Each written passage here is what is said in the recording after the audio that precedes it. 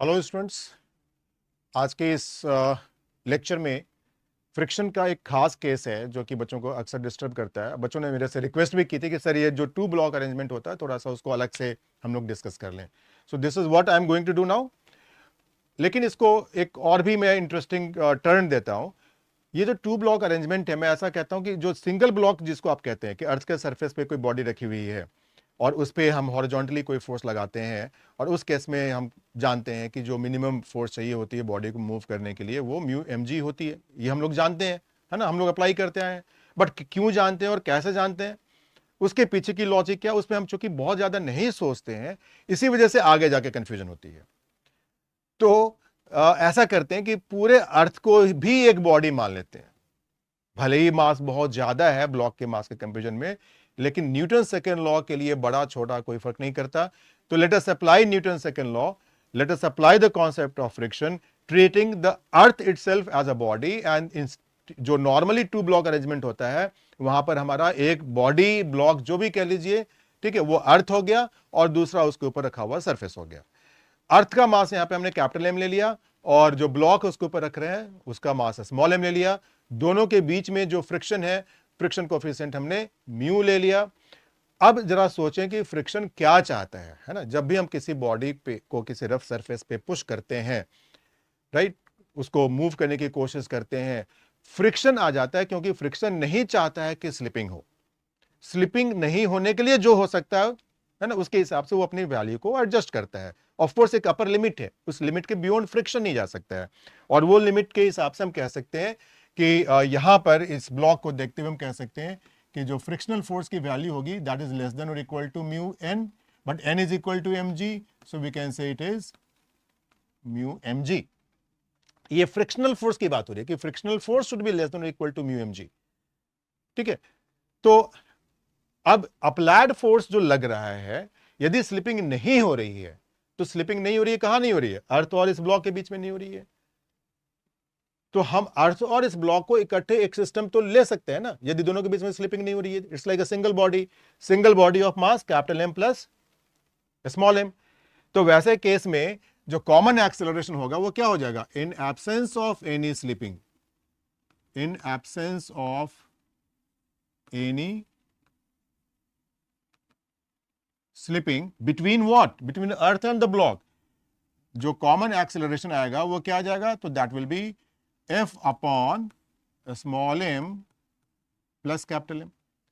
अब यदि हम उस स्मॉल एम यानी कि ब्लॉक के एफ बी डी पे जाएं तो हम क्या कहेंगे कि F minus small, I mean applied force minus frictional force is equal to small m, that is blocks mass into acceleration, and that acceleration is F upon m plus capital M. अब इसको यदि solve करके यदि हम यहां से small F की value निकालते हैं, ठीक है, तो स्मॉल एफ की वैल्यू क्या आ जाएगी, F minus m a, that is m F upon small m plus capital M. यहां से एफ को यदि हम कॉमन ले लेते हैं तो अंदर आ जाता है capital M upon small m plus capital M, right. So we had this condition where the frictional force is coming out to be capital F into this capital M earth's mass upon small m plus capital M, right? अब ये जो frictional force है वो हमारा होना चाहिए था, ये भी फ्रिक्शनल फोर्स ही है, रिक्वायर्ड फ्रिक्शनल फोर्स है, but there is a limit. इसका मतलब क्या हुआ कि this force capital F, capital M small m plus capital M, ये फ्रिक्शनल फोर्स ही है ना। तो this frictional force should be less than और equal to mu M G, right. तो यहां से एक मतलब लिमिट टाइप की चीज आ जा रही है कि जब तक स्लिपिंग नहीं हो रही है तब तक आपका अप्लाइड फोर्स एक सर्टेन वैल्यू से कम होना चाहिए। वो कितना कम होना चाहिए, so that we can further proceed and right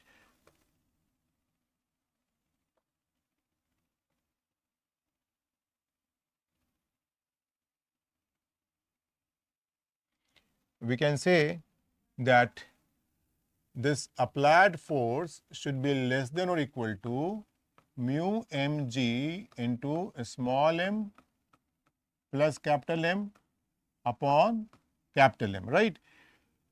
so this is the applied force. तो जिस चीज को आप पहले म्यू एम जी कहते थे कि अप्लाइड फोर्स यदि म्यू एम जी हो जाएगा तो स्लिपिंग शुरू हो जाएगी, एक्चुअली वो म्यू एम जी नहीं होकर म्यू एम जी से थोड़ा सा ज्यादा है, आप देख सकते हैं, है ना। द मिनिमम फोर्स, इसके बेसिस पे यदि हम कहें कि F minimum to move the block, है ना, to move the block on earth surface, यहां पे अर्थ सरफेस की बात हो रही है, on earth surface is equal to, यदि हम लिमिटिंग केस ले लेते हैं तो ये आ जाता है म्यू एम जी,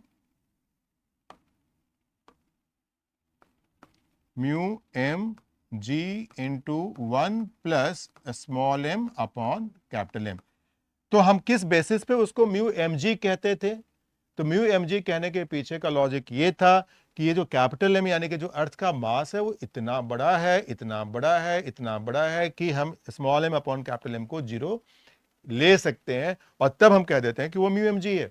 बट यदि हम इस लॉजिक को समझते हैं कि क्यों वहां पर हमने म्यू एम जी बोला, तो जो एक नॉर्मल टू ब्लॉक अरेंजमेंट होता है अर्थ के ऊपर, यानी कि अर्थ के ऊपर एक ब्लॉक फिर उसके ऊपर एक ब्लॉक, वो जो अरेंजमेंट होता है वो भी आप इसी तरीके से बढ़कर इजिली सॉल्व कर सकते हैं।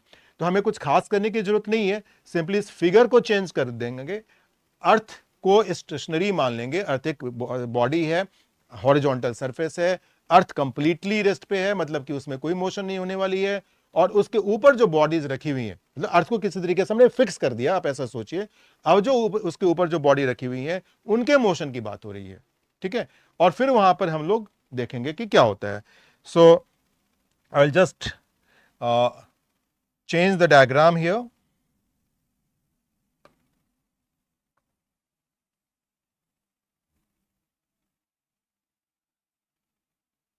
FBD in fact बिल्कुल वही रह जाएगा, कोई खास चेंज नहीं आएगा। अब ये आपका अर्थ का हॉरिजॉन्टल सरफेस आ गया, ठीक है। और थोड़ी देर के लिए हम लोग इस सरफेस को स्मूथ मान लेते हैं और हम इसके ऊपर दो ब्लॉक ड्रॉ करते हैं। So say this is the block of mass capital M and this is block of mass small m. यहां पर हमने मान लिया है कि ये स्मूथ है, ये म्यू जीरो है, और लेट्स से कि यहां पर हम इसको म्यू बोल रहे हैं। और जैसा पहला केस था उसी तरीके से सोचिए कि हम यहां पर फोर्स F लगा रहे हैं इस बॉडी के ऊपर, और वही क्वेश्चन है कि what minimum force is needed to cause slipping between the two. एक ये पूछ सकते हैं, दूसरा हम फोर्स की कोई वैल्यू डाल सकते हैं और एक्सेलरेशन पूछ सकते हैं कि क्या होगा। तो देखिए यहां पर सिचुएशन वही है ना। पिछले केस में जो अर्थ का रोल था वो यहां पर ये कैपिटल एम प्ले कर रहा है और उसके ऊपर ये स्मॉल एम है, ठीक है। और ये जो भी सरफेस है, इस सरफेस से कैपिटल एम के ऊपर कोई फोर्स हॉरिजॉन्टल डायरेक्शन में नहीं लग रहा है, स्मूथ सरफेस है।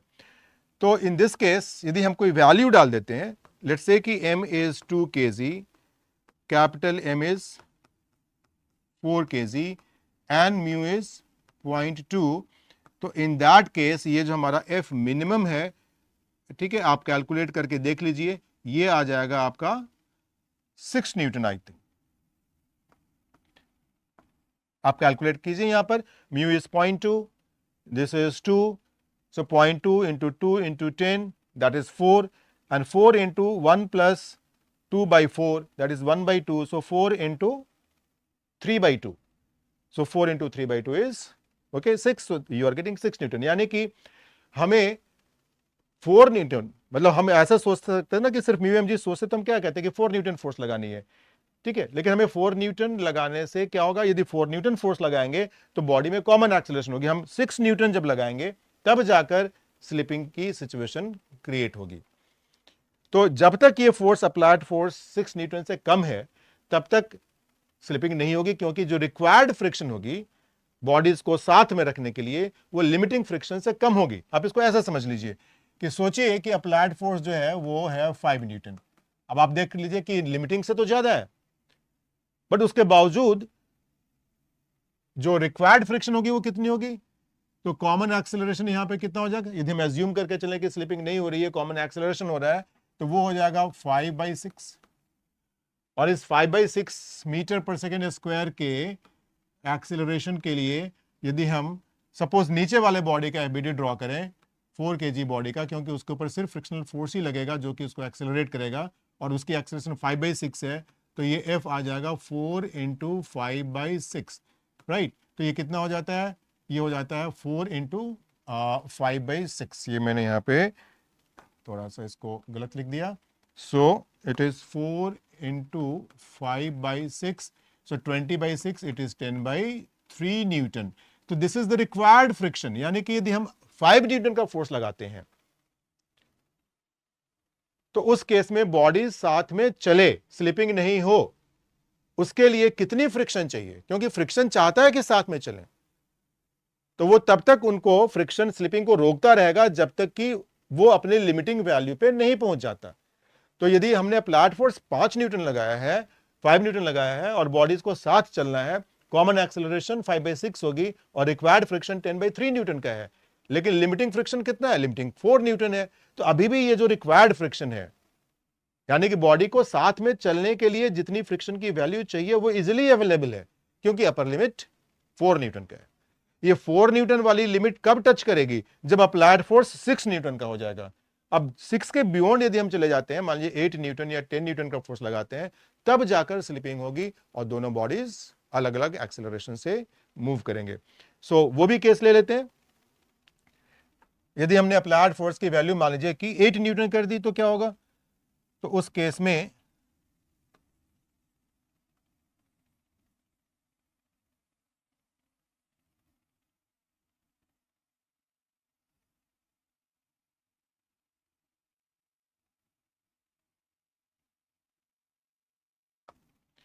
यदि हमने अप्लाइड फोर्स की वैल्यू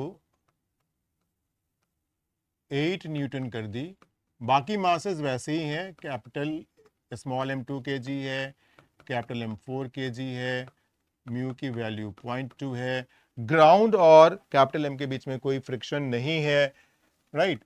अब चूंकि ये जो वैल्यू आ रही है, मतलब जो दी गई है 8 न्यूटन, ये 6 न्यूटन से बड़ी है, राइट।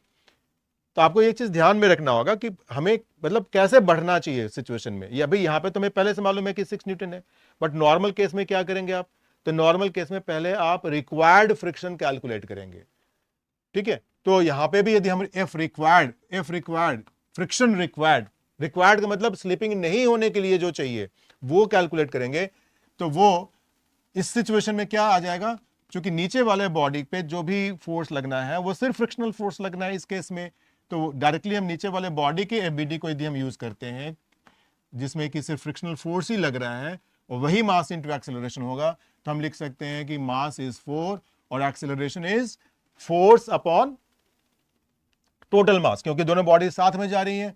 तो फोर्स है आपका 8 और टोटल मास है 6 न्यूटन, तो ये कितना हो गया, ये हो गया आपका 16/3 Newton, right. required frictional force 16/3 is more than 4 Newton, which is not possible. F required is greater than FMS, है ना, limiting frictional force से ज्यादा है, and hence slipping occurs, and hence slipping occurs, ठीक है ना। अब जब स्लिपिंग हो गई तो एक्सेलरेशन अलग अलग होगी। इसका मतलब क्या हो गया कि फ्रिक्शनल फोर्स जो लगेगा वो काइनेटिक फ्रिक्शनल फोर्स होगा और वो 4 न्यूटन होगा। यदि हम ये मान रहे हैं कि static coefficient of static friction and coefficient of kinetic friction एक ही है, तो अब उसके हिसाब से हम लिखेंगे ऊपर वाले बॉडी के लिए स्मॉल m के लिए क्या लिखेंगे, तो स्मॉल m के लिए लिखेंगे applied force is 8 Newton minus frictional force is 4 Newton, mass is 2, and upper block की एक्सेलरेशन को यदि a1 बोल देते हैं तो दिस 4/2 के हिसाब से a1 आ जाता है आपको 2 मीटर पर सेकेंड स्क्वायर। नीचे वाले बॉडी की बात करते हैं तो वहां पर force is 4 Newton, mass is 4 kg और एक्सेलरेशन उसका a2 बोल देते हैं, तो a2 यहां से आ जाता है 1 मीटर पर सेकेंड स्क्वायर। तो this is going to be the basic approach in all such questions. आप एक काम कर सकते हैं कि आप एक सिचुएशन बना लीजिए, ठीक है ना। आप ये हॉरिजॉन्टल अर्थ का सरफेस ले लीजिए, इसके ऊपर आप एक ब्लॉक रख लीजिए, उसको चलिए बोल देते हैं मास, नीचे वाले को मास m1 बोल देते हैं, ऊपर वाले को मास m2 बोल देते हैं, ठीक है। और कभी यहाँ पे फोर्स लगाएंगे, कभी ऊपर फोर्स लगाएंगे, कभी दोनों पे भी लगा सकते हैं। तो फिलहाल इस बार जो मैं केस ले रहा हूं, ठीक है, उसमें नीचे वाले पे फोर्स लगा रहे हैं और इसको मैं एफ बोल रहा हूं। ठीक है, अब सपोज हमने यहाँ पे भी फ्रिक्शन मान ली, इसको म्यू2 बोल देते हैं, यहाँ पे भी फ्रिक्शन मान ली, इसको म्यू1 बोल देते हैं, और वैल्यूज एज्यूम कर लेते हैं। जो मर्जी हो आप अपने हिसाब से वैल्यूज डाल दो और क्वेश्चन आपका बन जाता है कि what is the common acceleration if it is common, और what are the accelerations if the accelerations are different. So let us take m1 as, नीचे वाला जो मास है उसको हम ले लेते हैं 10 kg, m2 ऊपर वाला मास है उसको ले लेते हैं 6 kg, म्यू2 को ले लेते हैं 0.2, म्यू1 को ले लेते हैं 0.1, जी एज यूजुअल हम लोग हमेशा अभी के सिचुएशन में 10 लेकर चल रहे हैं। एफ जो है अप्लाइड फोर्स है, सपोज उसको हमने ले लिया 20 न्यूटन। निकालना क्या है, A2 यानी कि M2 का एक्सेलरेशन, A1 यानी कि M1 का acceleration. Right, question is ready. अब कैसे चलना है, कैसे बढ़ना है? सो पहली चीज जो करेंगे, स्लिपिंग क्या चाहता है, तो जहां पे भी फ्रिक्शन है, स्लिपिंग फ्रिक्शन क्या चाहता है, तो जहां पे भी स्लिपिंग है फ्रिक्शन चाहता है कि स्लिपिंग नहीं हो। तो let us begin with this assumption कि कहीं पे कोई स्लिपिंग नहीं हो रही है जहां पे फ्रिक्शन है। अब यहां पर दोनों जगह पे फ्रिक्शन है, स्लिपिंग नहीं होने का मतलब क्या हो गया, the whole system is at rest in this case, the complete system of two blocks is in equilibrium at rest. Let's think, is it possible? तो वो कैसे पॉसिबल हो सकता है, हमें दोनों जगह चेक करना होगा। ठीक है, यदि हम इन दोनों को एक सिंगल बॉडी मान लें, m1 प्लस m2, जिसमें अप्लाइड फोर्स F है और इसको रेस्ट पे रखना है, तो यहां पे जो फ्रिक्शनल फोर्स होना चाहिए वो मैग्नीट्यूड में अप्लाइड फोर्स के बराबर होना चाहिए यदि रेस्ट पे है तो। अब सोचेंगे कि पॉसिबल है कि नहीं।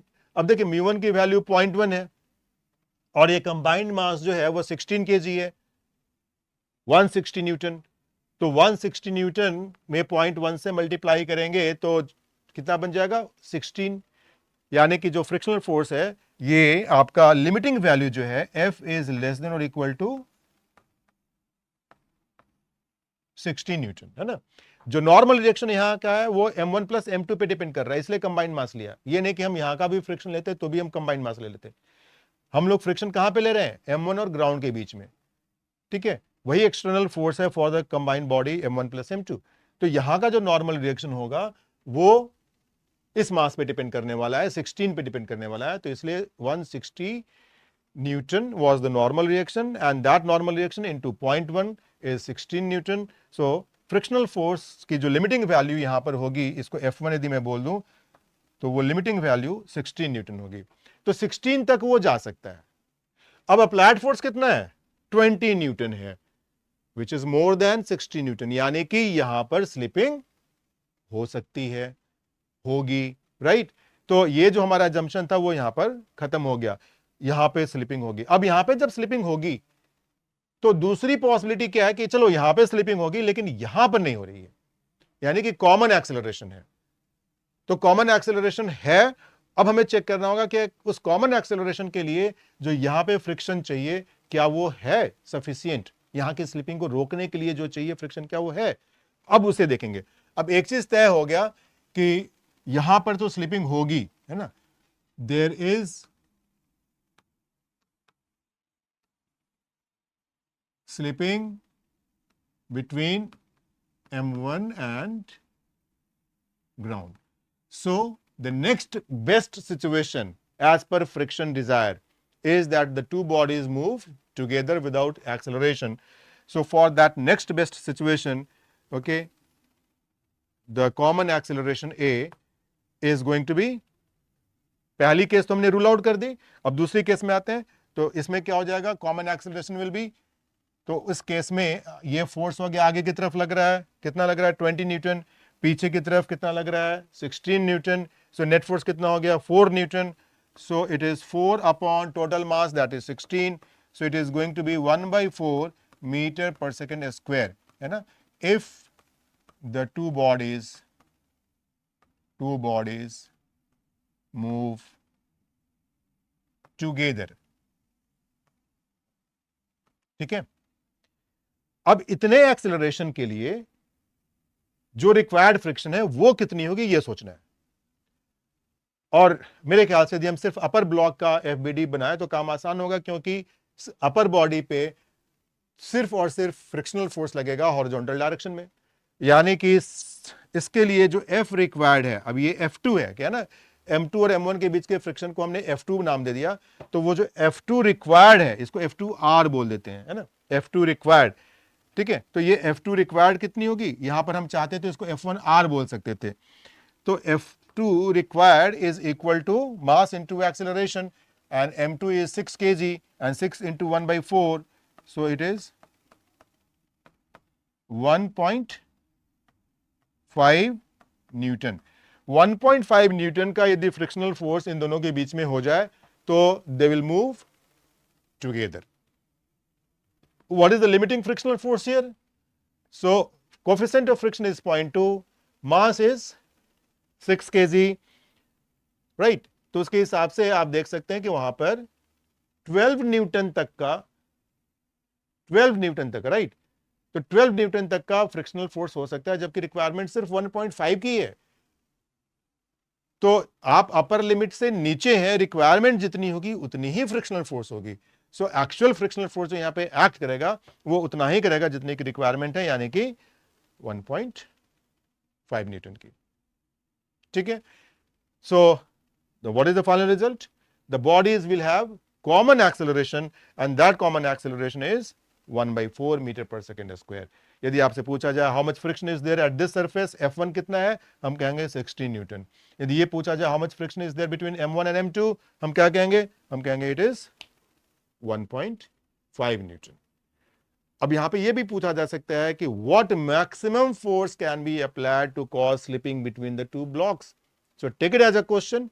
In the same situation, what maximum force can be applied to cause slipping between both the blocks? और वो आप कमेंट बॉक्स में डालिएगा। Thank you, take care.